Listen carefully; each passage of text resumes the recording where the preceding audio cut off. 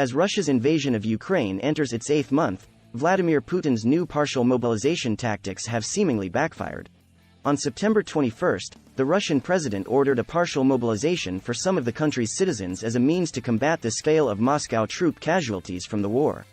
Since March, General Staff of the Armed Forces of Ukraine claimed to have killed or injured over 45,000 members of Russian forces, with the most deaths occurring in eastern Donetsk and southern Mykolaiv regions.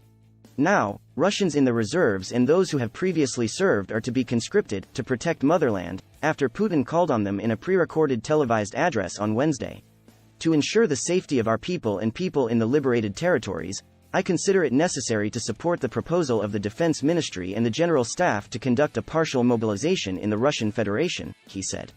The mobilization would see 300,000 men called upon to join the country's vast reserve of approximately 25 million people, Russia's Defense Minister Sergei Shoigu said.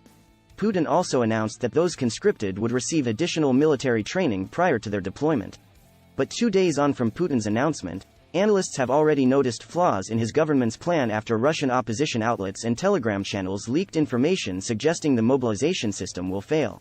According to a number of reports from military bloggers and social media, Russian military recruitment centers, enlistment officials and local administrations are mobilizing men who don't meet the criteria as specified by Shoigu, the Institute for the Study of War, ISW, said.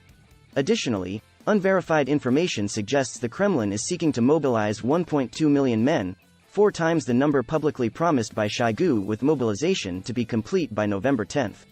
And in a sign that Russia is perhaps acting in desperation, numerous complaints from the public posted to social media imply older men, students, employees of military industries and civilians with no previous military experience are receiving illegal mobilization notices. Some milbloggers noted that Russian enlistment personnel are assigning men with prior military service to very different specializations from those in which they served, while other sources recounted instances of military recruitment centers mobilizing men with chronic illnesses, the ISW said in a statement.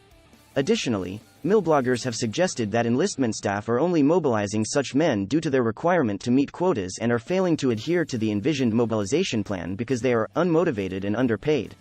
As a result, analysts have warned that such conscription could see inexperienced recruits fighting in a war that they're not prepared for at little benefit to Russia. Challenges and errors in the first days of executing a large-scale and demanding partial mobilization in the midst of a failing war are not necessarily surprising, although they suggest that the Russian military mobilization infrastructure was not better prepared for a major war than the Russian armed forces themselves, the ISW said.